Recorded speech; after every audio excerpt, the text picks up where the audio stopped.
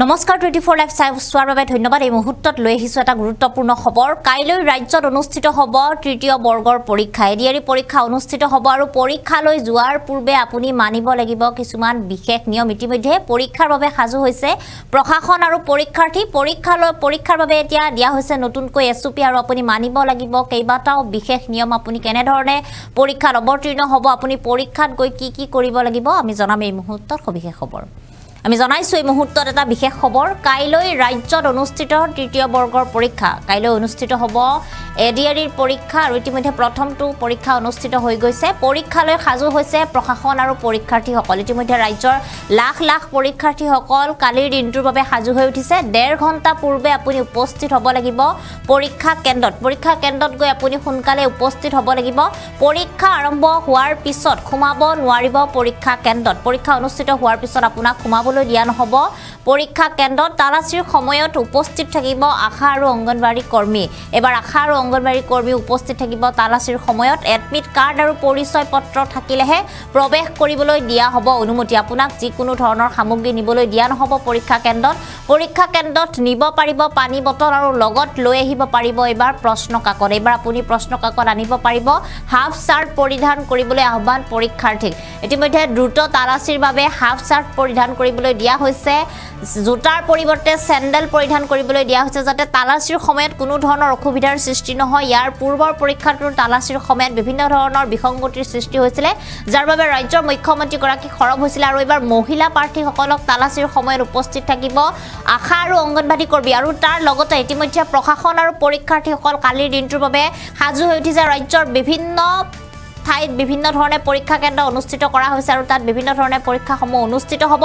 আৰু ইতিমধ্যে আপোনাৰ যদি পৰীক্ষাৰ কেন্দ্ৰ আপোনাৰ ঘৰৰ পৰা দূৰত পৰিছে তেনেহ'লে আপুনি ঘৰৰ পৰা সোনকালে ওলাব, কিয়নো 1.5 ঘণ্টা পূৰ্বে ইতিমধ্যে পৰীক্ষা কেন্দ্ৰত গৈ উপস্থিত হ'বলৈ নিৰ্দেশ দিয়া হৈছে প্ৰশাসনৰ তৰফৰ পৰা। আৰু কোনো ধৰণৰ যাতে অসুবিধাৰ সৃষ্টি নহয় তাৰ বাবে আগতীয়াকৈ পৰীক্ষাৰ্থীসকলক পৰীক্ষা কেন্দ্ৰত উপস্থিত হ'বলৈ দিয়া হৈছে। আৰু ইয়াৰ লগতে আপুনি পৰীক্ষা কেন্দ্ৰত কি নিব পাৰিব। পৰীক্ষা কেন্দ্ৰত আপুনি যিকোনো ধৰণৰ সামগ্ৰী নিব নোৱাৰে, কেৱল আপোনাৰ এখন পৰিচয় পত্ৰ, লগত আপোনাৰ এডমিট কাৰ্ড আৰু আপুনি এটা নীলা বা ক'লা ৰঙৰ পেঞ্চিল নিব পাৰিব। তাত বাদে আপোনাক অন্য সামগ্ৰী পৰীক্ষা কেন্দ্ৰৰ ভিতৰলৈ নিবলৈ দিয়া নহ'ব। এইবাৰ পুনৰ প্ৰশাসনৰ তৰফৰ পৰা কোনো চিল মোহৰ নোহোৱা পানীৰ বটল আপুনি লগত নিব পাৰিব বুলি নতুনকৈ দিয়া হৈছে।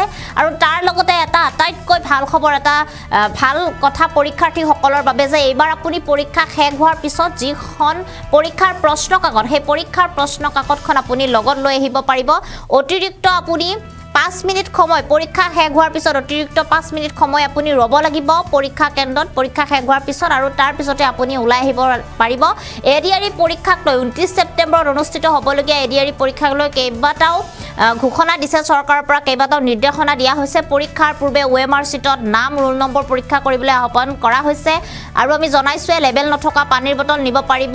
আৰু বিশেষভাৱে সক্ষম পৰীক্ষাৰ্থীসকলে PWBDৰ প্ৰমাণপত্ৰ নিব পাৰিব। আপোনাৰ আধাৰ, পান, ভোটাৰ কাৰ্ড বা ড্ৰাইভিং লাইচেন্স য'ত আপোনাৰ সঠিক পৰিচয় পত্ৰ আছে সেই পৰিচয় পত্ৰখন আপুনি লৈ যাব লাগিব। আৰু গেট বন্ধ হোৱাৰ পিছত, পৰীক্ষাৰ গেট বন্ধ হোৱাৰ পিছত আপুনি পৰীক্ষা কেন্দ্ৰত প্ৰৱেশ কৰিবলৈ নাপাব। আপুনি যদি কিবা কাৰণত আপোনাৰ এডমিট কাৰ্ডখন নিবলৈ পাহৰে তেনেহ'লে আপুনি পৰীক্ষা হলত আপোনাক সোমাবলৈ অনুমতি দিয়া নহ'ব, কিয়নো পৰীক্ষা কেন্দ্ৰত আপোনাৰ পৰিচয় পত্ৰ আৰু প্ৰৱেশ পত্ৰখনেই মেইন হ'ব। লেবেল নথকা এটা পানীৰ বটল আপুনি এইবাৰ লগত নিব পাৰিব। আৰু এইকেইটা বিশেষ নিয়ম প্ৰতিগৰাকী পৰীক্ষাৰ্থীয়ে পৰীক্ষালৈ যোৱাৰ পূৰ্বে এইকেইটা নিয়ম চাই যাওক, কিয়নো এইকেইটা নিয়ম আপোনাৰ বাবে অতিকৈ জৰুৰী। কিয়নো আপোনাৰ এটা বোলে আপোনালৈ বিভিন্ন ধৰণৰ সমস্যাৰ সৃষ্টি কৰিব পাৰে। আৰু আপুনি যদিহে পৰীক্ষা আপোনাৰ দূৰত অৱস্থিত তেনেহ'লে পৰীক্ষা শেষ হোৱাৰ 1.5 ঘণ্টা পূৰ্বে আপুনি পৰীক্ষা কেন্দ্ৰত উপস্থিত হওক।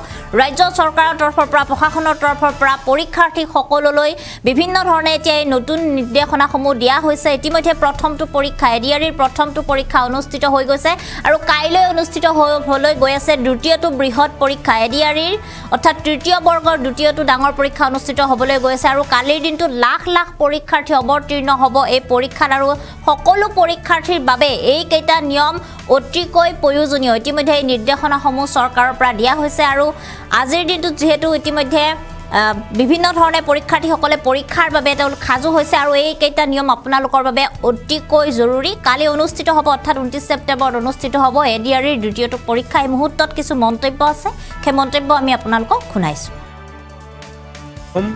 ডাইৰেক্ট ৰিক্ৰুটমেণ্ট এক্সামিনেশ্যন যেটোক আমি সমুকে এডিআৰই এক্সামিনেশ্যন বুলি কওঁ এডিআৰই এক্সামিনেশ্যন 2024 তাৰে দ্বিতীয় পৰ্যায়ৰ পৰীক্ষা পৰহিলে আমাৰ অনুষ্ঠিত হ'ব পৰহিলে 29 ছেপ্টেম্বৰত কামৰূপ জিলাত আমাৰ প্ৰথম পৰ্যায়ত অৰ্থাৎ প্ৰথম ফাৰ্ষ্ট হাফত আমাৰ প্ৰায় 54টা চেণ্টাৰ আছে আৰু দ্বিতীয় পৰ্যায়ত ছেকেণ্ড হাফত আমাৰ 19টা চেণ্টাৰ আছে আৰু এই চেণ্টাৰত আমাৰ কেণ্ডিডেটৰ সংখ্যা প্ৰথম হাফত ৩৭,০৮৩ গৰাকী পৰীক্ষাৰ্থী অৱতীৰ্ণ হ'ব আৰু তাৰে ভিতৰত মেল কেণ্ডিডেট আছে ১৯,০৩০ জন আৰু ফিমেল কেণ্ডিডেট আছে ১৮,০৫৩ জন এই আটাইখিনি পৰীক্ষাৰ্থীৰ কাৰণে আমাৰ চেণ্টাৰ হৈছে ৫৪টা চেণ্টাৰ আৰু তাৰে ভিতৰত পিডব্লিউডি অৰ্থাৎ পাৰ্চন উইথ ডিজেবিলিটি দিব্যাংগ ব্যক্তিৰ চেণ্টাৰ আছে 10টা আৰু স্ক্ৰাইব লৈ যদি কোনোবা সহায়কাৰী প্ৰয়োজন হয় তেনেকুৱা চেণ্টাৰ আছে আমাৰ এটা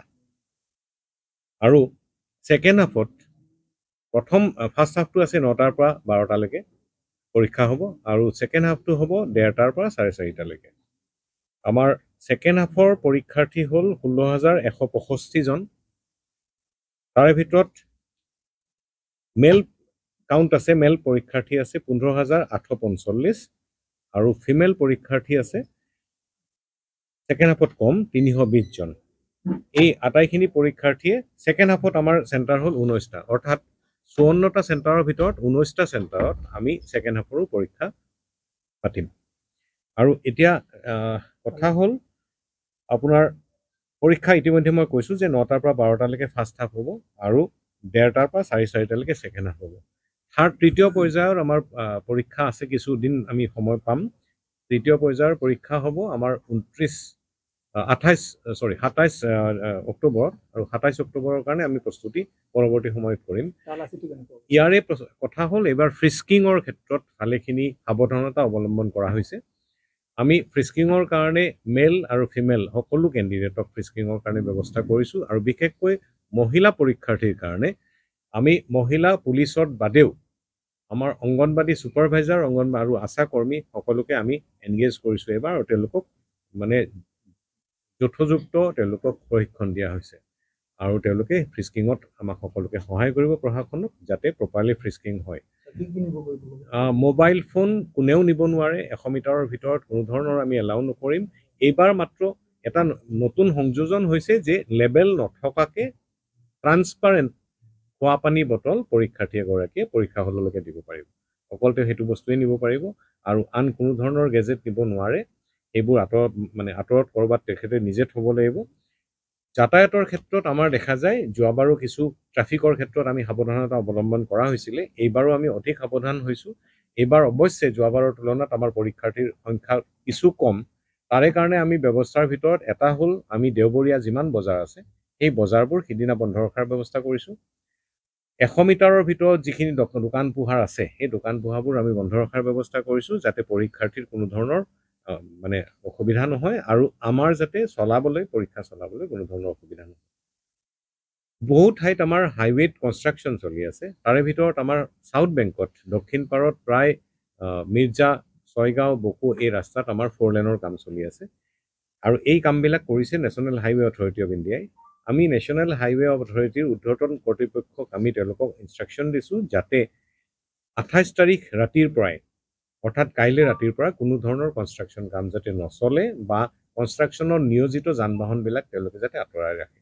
যাতে ট্ৰাফিক কনজেশ্যন নহয় এইটো ইনষ্ট্ৰাকশ্যন তেওঁলোকক দিয়া আছে আৰু আমি আশা কৰিছোঁ যে সিদিনা এইখিনি আঁতৰাই দিয়াৰ পাছত সম্পূৰ্ণ হাইৱেটো কনষ্ট্ৰাকশ্যন যদিও চলি আছিল হাইৱেটো অন্ততঃ যাতায়াতৰ বাবে সুচল হ'ব প্ৰথম পৰ্যায়ত আমি যিমান চেণ্টাৰ আছিলে এইবাৰ চেণ্টাৰ কম হোৱা হেতুকে আমি যাতায়াতৰ ব্যৱস্থাত ভাল থকা আমি চেণ্টাৰবিলাকে আমি নিৰ্বাচন কৰিছোঁ আৰু দ্বিতীয় আগত যিটো পৰীক্ষা হ'ব সেইটো মাত্ৰ 19টা চেণ্টাৰ গতিকে সেইখিনি চেণ্টাৰৰ ব্যৱস্থা আমি ইয়াৰ পৰা লৈছোঁ আমি প্ৰথম পৰ্যায়ত আমি মাজৰাতিৰ পৰাই আমি ইয়াৰ পৰা মেটেৰিয়েল ডিষ্ট্ৰিবিউশ্যন কৰিম তেওঁলোকে চেণ্টাৰ ইনচাৰ্জসকলে লৈ যাব উইথ প্ৰপাৰ ছিকিউৰিটি আৰু তেওঁলোকৰ লগত আমাৰ ছুপাৰভাইজিং অফিচাৰ দুগৰাকী থাকিব প্ৰত্যেক চেণ্টাৰৰ কাৰণে তেওঁলোকে লৈ যাব আৰু ছেকেণ্ড হাফৰ পৰীক্ষাৰ বাবে এগৰাকী চেণ্টাৰ ইনচাৰ্জৰ মনোনীত তেওঁ অথৰাইজ কৰা এগৰাকী শিক্ষক জ্যেষ্ঠ শিক্ষক এজন ইয়ালৈকে আহিব লাগিব আৰু তেখেতৰ লগত আমাৰ মেজিষ্ট্ৰেট আৰু পুলিচৰ এটা টিম এটাই ছেকেণ্ড হাফৰ এক্সামিনেশ্যন যিটো OMR চিট বা কুৱেশ্যন পেপাৰ ইয়াৰ পৰা তেওঁলোকে চেণ্টাৰত ডেলিভাৰী কৰিব আমি সম্পূৰ্ণ ব্যৱস্থা সম্পূৰ্ণ কৰিছোঁ পৰীক্ষাৰ যিখিনি যাৱতীয় ব্যৱস্থা লাগে আৰু আশা কৰিছোঁ যে আমি এই পৰহিৰ 29 ছেপ্টেম্বৰৰ যিখিনি পৰীক্ষাৰ কাম কাজ যিখিনি নিয়াৰিকৈ চলাব পাৰিম আৰু সম্পূৰ্ণ শান্তিপূৰ্ণভাৱে আৰু সম্পূৰ্ণ সুৰক্ষা সহিত পৰীক্ষা